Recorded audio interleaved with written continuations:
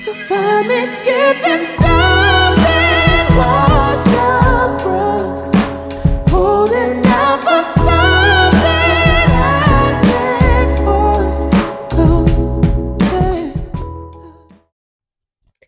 Hello, my loves. Come on in.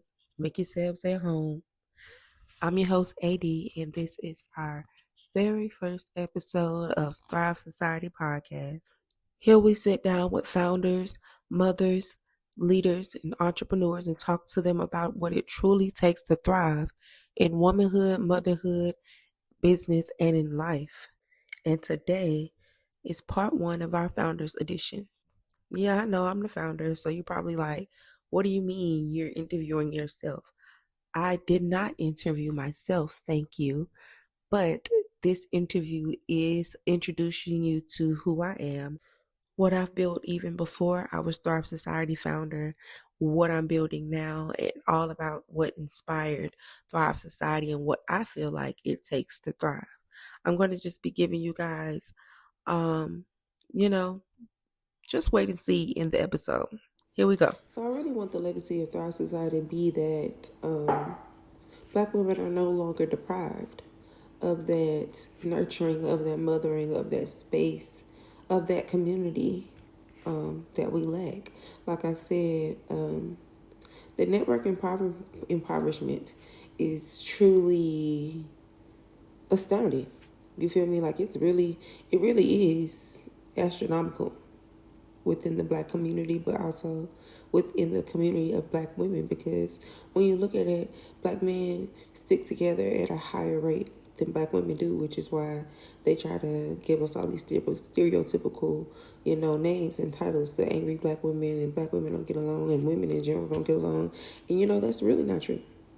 It's really not true. It's a frequency thing. It's an alignment thing, and it's not gender based. All men don't hang out together either. The same types of men hang out together. Men who are not the same type of men don't hang out together. You don't see the nerds hanging out with the jocks. You feel me? So it's not really that women don't hang out with each other. All types of women don't hang out with all types of women. And that's okay. All types of people don't hang out with all types of people. That's okay. It's not gender specific. You feel me? So I really want the legacy to be that Black women have that space to be who they are, to be where they are, to be when they are, and to have guidance, to have that mothering, to have that nurturing, to have that ancestral connection of a lineage and a rites of passage to be able to be birthed into a community of Black women that are going to help them be the best Black woman that they can be in their future. Imagine what we could be if we had that.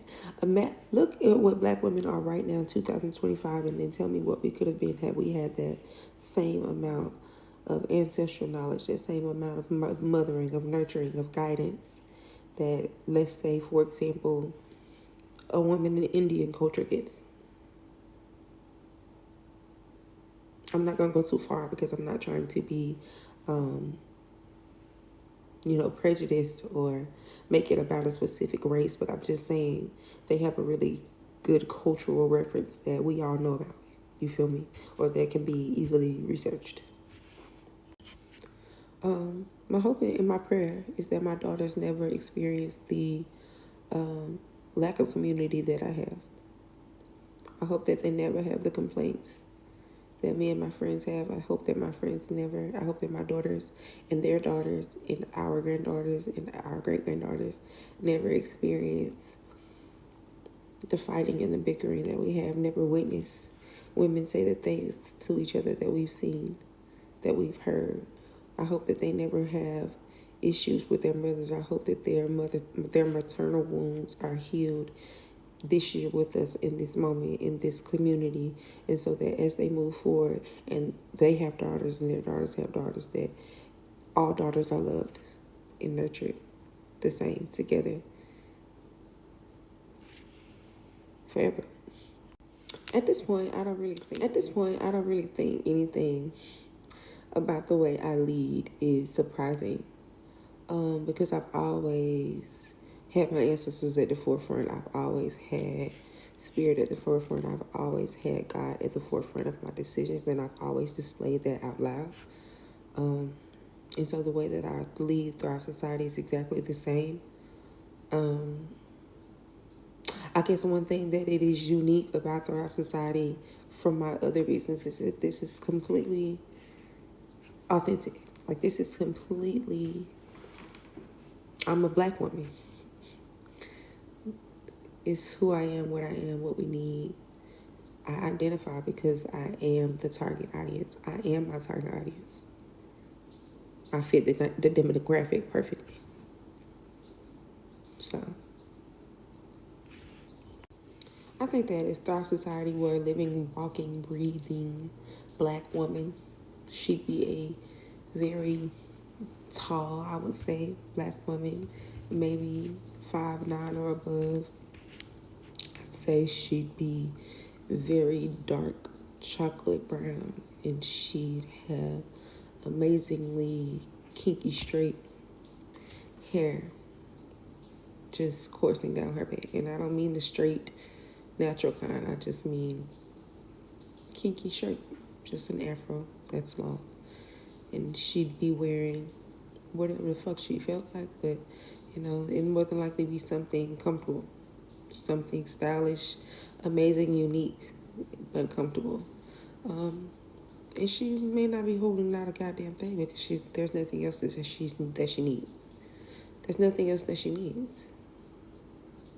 There's nothing that she needs to be worthy. There's nothing that she needs to be valuable. There are no tools that she needs to fight the battles. It's just her and God.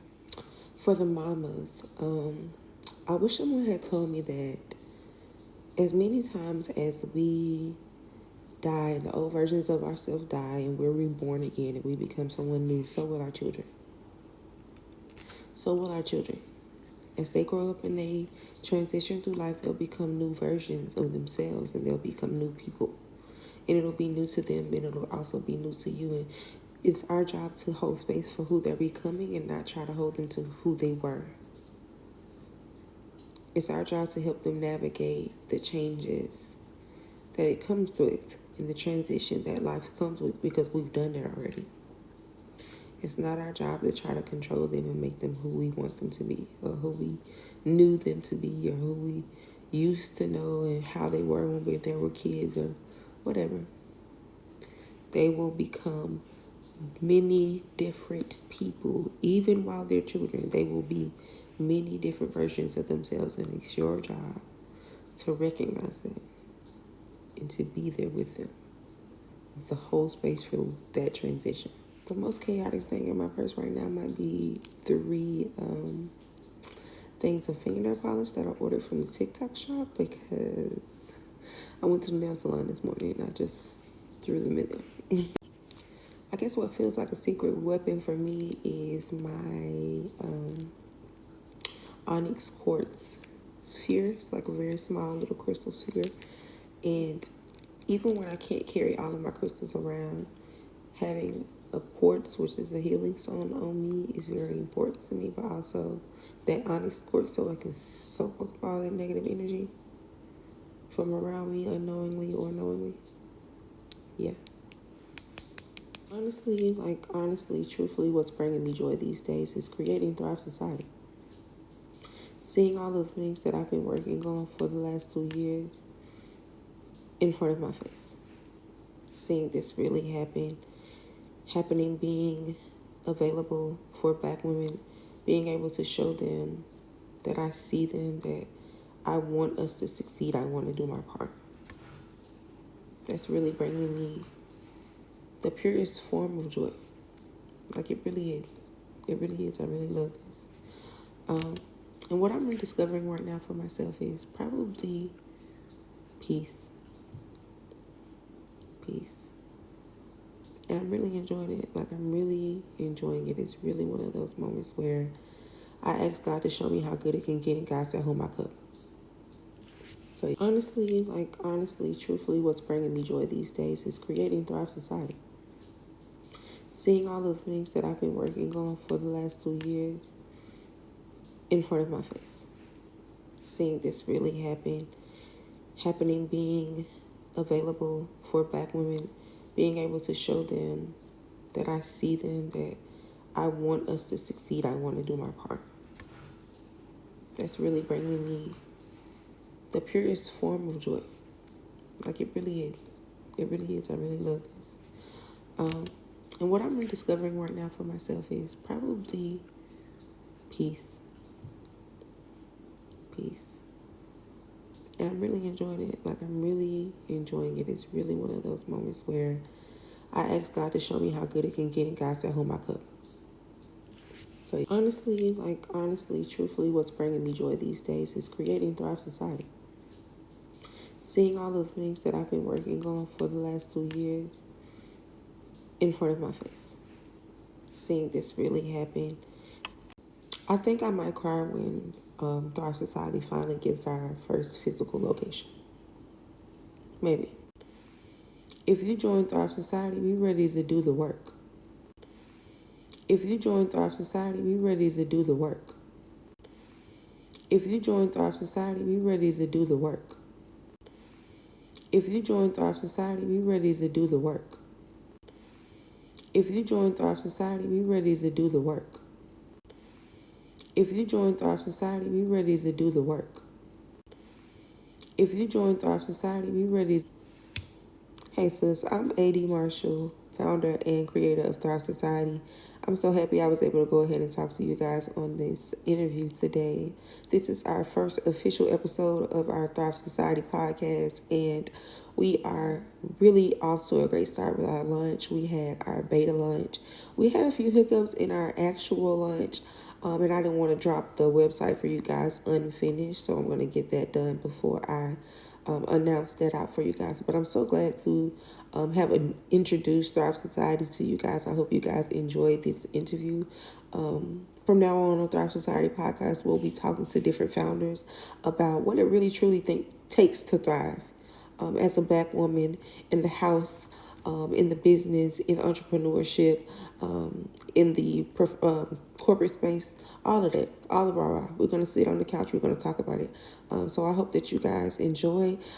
Hit that like and follow button on our YouTube page. And if you aren't already subscribed to our podcast, find us anywhere that it streams. Peace.